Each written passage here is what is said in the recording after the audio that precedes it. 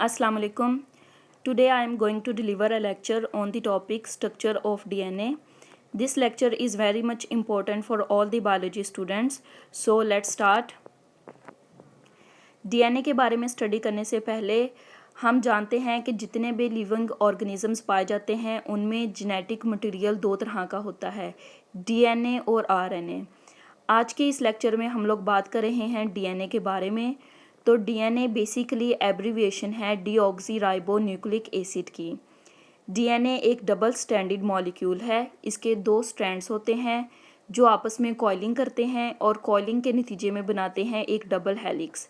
जैसा कि आप इस डायग्राम में भी डीएनए डबल हेलिकल स्ट्रक्चर देख रहे हैं। हम लोग बेसिकली जितनी भी जब डीएनए के बारे में स्टडी करते हैं तो हम लोग उसकी बी फॉर्म के बारे में स्टडी करते हैं। इसके अलावा डीएनए की और फॉर्म्स भी पाई जाती हैं। तो हम लोग डीएनए को स्टडी कर रहे हैं। डीएनए बेसिकली पॉलीन्यूक्लियोटाइड चेन होती है।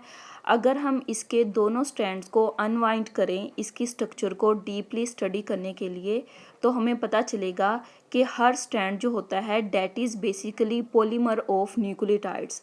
यहाँ पे पॉलीमर लफ्ज़ इस्तेमाल हुआ है। इसका मतलब होता है, पॉली का मतलब है मैनी, यानी डीएनए का मॉलिक्यूल बहुत सारे न्यूक्लियोटाइड्स के आपस में मिलने से बनता है। अब डीएनए को मज़ीद स्टडी करने से पहले हम लोग देख लेते हैं कि न्यूक्लियोटाइड क्या होता है। अब न्यूक्लियोटाइड जो होता है इसके बेसिकली 3 कंपोनेंट्स होते हैं। इसमें एक पेंटोज शुगर होती है, नाइट्रोजनस बेस होती है और फॉस्फेट ग्रुप होता है। सबसे पहले हम लोग देख लेते हैं कि शुगर इसमें कौन सी इस्तेमाल होती है। तो डीएनए में शुगर होती है डीऑक्सी शुगर।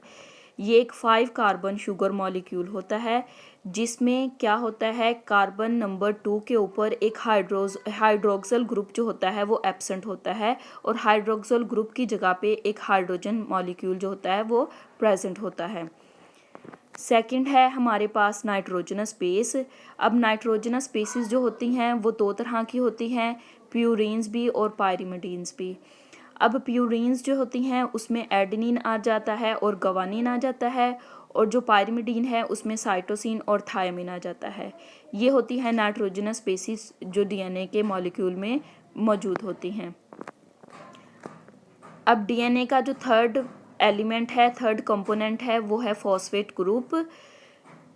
अब फॉस्फेट ग्रुप जो होता है उसका फॉर्मूला केमिस्ट्री में हम लोग यूज़ करते हैं PO4 नेगेटिव। अब यहाँ पे एक क्वेश्चन जो है वो अक्सर एग्जाम्स में पूछा जाता है कि डीएनए का मॉलिक्यूल नेगेटिवली चार्ज होता है तो इसके ऊपर नेगेटिव चार्ज होने की रीज़न क्या है। तो बेसिकली ये जो फॉस्फेट ग्रुप है ये डीएनए को नेगेटिव चार्ज प्रोवाइड करता है। ये एक बहुत इंपॉर्टेंट MCQs है जो कि अक्सर एग्जाम्स में आता है, तो इसको ज़रूर नोट कर लें। अब इतना स्टडी करने के बाद हमें पता चला कि डीएनए न्यूक्लियोटाइड क्या होता है, कि इसमें एक हमने पढ़ा कि डीऑक्सी शुगर होती है, इसमें नाइट्रोजनस बेसिस होती हैं और फॉस्फेट ग्रुप होता है। अब यहाँ पे एक और टर्म यूज़ होती है न्यूक्लियोसाइड की। हम लोगों ने देखा कि न्यूक्लियोटाइड में तो 3 कंपोनेंट्स हैं, पेंटोज शुगर है, फॉस्फेट ग्रुप है और नाइट्रोजनस बेस है। तो न्यूक्लियोसाइड क्या होता है। अगर हम न्यूक्लियोटाइड में से फॉस्फेट ग्रुप को रिमूव कर दें, यानी एक पेंटोज शुगर और नाइट्रोजनस बेस को ही अगर हम ले तो ये दोनों मिलकर बनाते हैं न्यूक्लियोसाइड। तो यहाँ पे अगर आप इसका फॉर्मूला भी याद रखें, न्यूक्लियोसाइड में अगर फॉस्फेट ग्रुप को ऐड करें तो उसके नतीजे में बनता है न्यूक्लियोटाइड। तो बेसिकली यही डिफरेंस है न्यूक्लियोटाइड में और न्यूक्लियोसाइड में। ये भी एक बहुत इंपॉर्टेंट क्वेश्चन है। न्यूक्लियोसाइड में फॉस्फेट ग्रुप एब्सेंट होगा जबकि न्यूक्लियोटाइड में फॉस्फेट ग्रुप प्रेजेंट होगा। जी, ये एक न्यूक्लियोटाइड मॉलिक्यूल की केमिकल स्ट्रक्चर है। अब इसमें क्या होता है, सेंटर में एक डीऑक्सी शुगर प्रेजेंट है जिसके कार्बन नंबर 1 पे नाइट्रोजनस बेस अटैच है। एडेनिन, थायमिन, गवानिन, साइटोसिन, इनमें से कोई भी बेस जो है वो यहाँ पे अटैच हो सकती है। कार्बन नंबर 2 के ऊपर हाइड्रोक्सिल ग्रुप एब्सेंट है जबकि उसकी जगह पे हाइड्रोजन का मॉलिक्यूल अटैच है।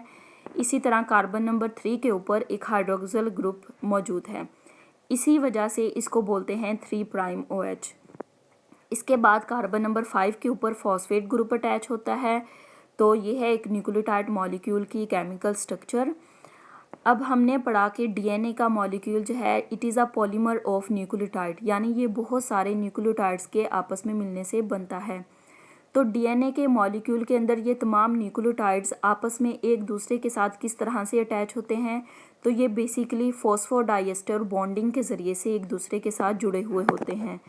अब ये फॉस्फोडाइएस्टर बॉन्ड कैसे बनता है उसको अगर हम लोग देखें तो इसमें क्या होता है, एक न्यूक्लियोटाइड मॉलिक्यूल के कार्बन नंबर 5 के साथ अटैच फॉस्फेट ग्रुप दूसरे न्यूक्लियोटाइड मॉलिक्यूल के कार्बन नंबर 3 के साथ जुड़े हुए हाइड्रोक्सिल ग्रुप के साथ मिलकर बॉन्डिंग बनाता है और इसके नतीजे में 3 प्राइम 5 प्राइम फॉस्फोडाइएस्टर बॉन्ड बनता है। इस बात को दोबारा नोट कर लें कि न्यूक्लियोटाइड मॉलिक्यूल के एक कार्बन नंबर 5 के ऊपर मौजूद फॉस्फेट ग्रुप जो है वो दूसरे न्यूक्लियोटाइड मॉलिक्यूल के 3 प्राइम के ऊपर मौजूद हाइड्रोक्सिल ग्रुप के साथ बॉन्डिंग बनाता है, फॉस्फोडाइएस्टर लिंकेज बनाता है और ये दोनों न्यूक्लियोटाइड एक दूसरे के साथ जुड़ जाते हैं। इसी तरह बाकी के तमाम न्यूक्लियोटाइड्स भी जो होते हैं वो भी बिल्कुल ऐसे ही फॉस्फोडाइएस्टर लिंकेज के ज़रिए से जुड़े हुए होते हैं। तो ये थी डीएनए मॉलिक्यूल की स्ट्रक्चर।